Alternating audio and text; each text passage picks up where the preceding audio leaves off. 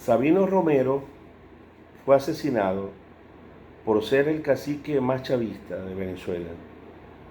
Sabino, como cacique Caribe Yucpa de su comunidad de Chactapa y con influencia en la cuenca del Yasa, ejerce un liderazgo que se identifica plenamente con el llamado revolucionario que hace el comandante Chávez.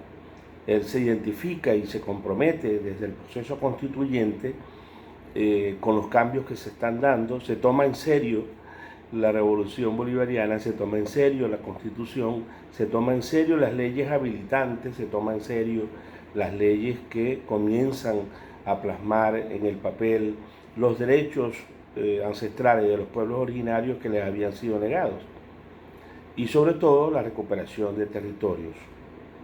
Y esto, por supuesto, entra en contradicción con el modelo dominante desde la época colonial, que no fue cambiado significativamente, sino que fue maquillándose, fue escondiéndose debajo de la alfombra, con la participación de los poderes fácticos, medios de comunicación, grupos económicos, que se beneficiaban de la ocupación del territorio ancestral de todos los pueblos originarios en general. No digamos, por ejemplo, del pueblo Añún, que le arrebataron el lago de Maracaibo, su hábitat, la isla de Toa, destruida por el negocio cementero, las cuencas de nuestros ríos, los estuarios destruidos por los negocios imperialistas ligados al petróleo, a los hidrocarburos, etc. Entonces, Sabino se toma en serio esto, comienza esa lucha a liderizar con mucho impacto, y esto es lo que provoca que lo sentencien a muerte los sectores económicos que también por las mismas causas adversaban al proyecto liderizado por Hugo Chávez. Por eso ha habido impunidad. 10 años después, todavía los autores intelectuales, que son los propios asesinos de Sabino, que además le habían sentenciado hacía ratos, y que recogían fondos para mandar a asesinarlo, tal como lo hicieron. Y esto, nosotros tuvimos contacto con la lucha de los pueblos originarios de la Sierra de Perijá desde comienzos de los 90. No olvidemos aquel escándalo que se formó cuando la muerte en Casmera de varios yupas porque estaban utilizando una madera del bosque, esa misma que madereros millonarios extranjeros, con la total complicidad de los agentes del Estado, habían saqueado nuestros árboles milenarios y centenarios, los aprovecharon extranjeros.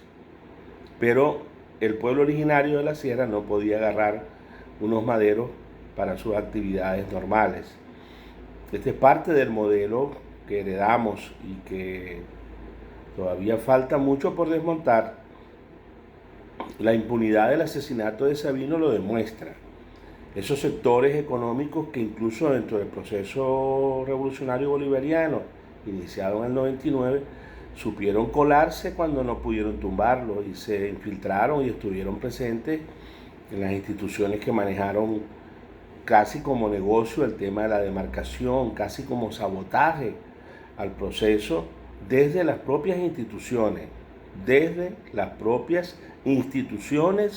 que les pusieron en sus manos estos procesos y que realmente actuaron como enemigos del proceso bolivariano, como enemigos de las leyes que favorecían a nuestros pueblos y como enemigos del comandante Chávez. Pero ahí estuvieron impunemente, descaradamente haciendo negocios corruptos y lesionando los intereses de nuestros pueblos.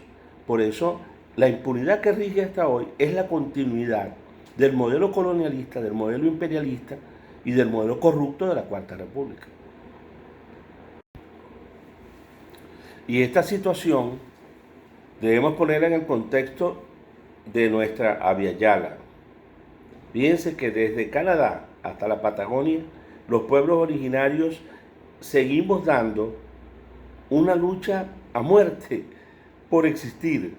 O sea, ya el solo hecho de estar presentes en los espacios, en los mínimos, en los reductos territoriales que nos quedaron, que en la Constitución incluso del 99, con el chantaje de la derecha allí presente, con mucho poder, económico e ideológico impidieron que usáramos la palabra territorios y nos obligaron a usar la palabra hábitats para seguir tratando a los pueblos originarios como una cosita curiosa, como cualquier especie de la natura.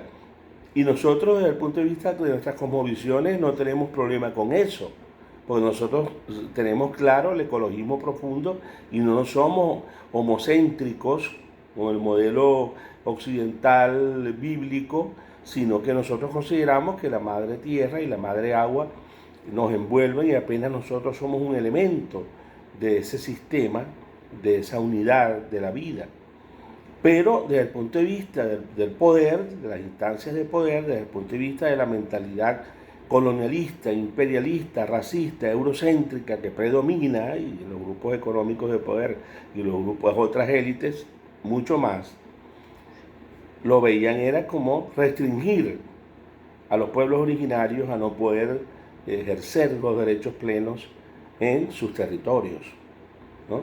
Ni siquiera querían permitir usar la palabra pueblos, pero lo logramos en parte. Ahora bien, a nivel continental persiste el modelo genocida, etnocida, memoricida, porque no quieren ni que recordemos estos hechos, y por eso siguen matando, entre comillas, a los indios, porque no los consideran ni siquiera seres humanos, los consideran un estorbo para el desarrollismo, pero el desarrollismo planteado como negocio capitalista. Y esta es una lucha que hoy también tenemos planteada nosotros, en nuestros países en general, en Venezuela, en Brasil, lo vemos en Chile con los mapuches, lo vemos en el sur argentino también con los mapuches, con los guaraníes, con los aymaras, con los quechuas, las luchas de los pueblos de Ecuador, de Perú contra la dictadura, la usurpación impuesta, la lucha de Bolivia con Evo, es la lucha de los pueblos originarios que aquí encarnaba Sabino y por eso lo asesinaron. Manual para asesinar un cacique caribe. Lo primero es llenar el éter de desconfianza, que los otros supongan lo que el miedo, que los temores sean llama del ocultismo, ignorar las verdades ancestrales es la razón. No hay que ser asesino para matar a un indio. La historia culta ya resolvió que solo hubo un holocausto. Matar caciques no es un crimen para el cazador afortunado. Se trata de deportes, a lo sumo, riesgosos. Un país invertebrado renunció a tener fronteras, esas lejanías verdes, pedregosas, inundadas, deshabitadas en la estadística.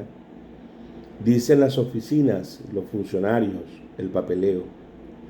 Mejor vivir entre centellas, serpientes, jaguares. El cacique convive sin problema con osos frontinos y cascabeles, pero el mundo de los dueños del alambre de púas, nada es más peligroso que la adicción a las vacas. Ignorancia, arrogancia, televisión y sicariato. En los negocios y la política el indio debe ser sumiso. Sabino andaba con altanerías imperdonables, como retando la calma ciudadana del señorío, adentrándose con altivez en el venenoso espejismo del poder. Una filosa piedra blanca, hija del río, lacera la encía de los deudos como restos de luna en primavera.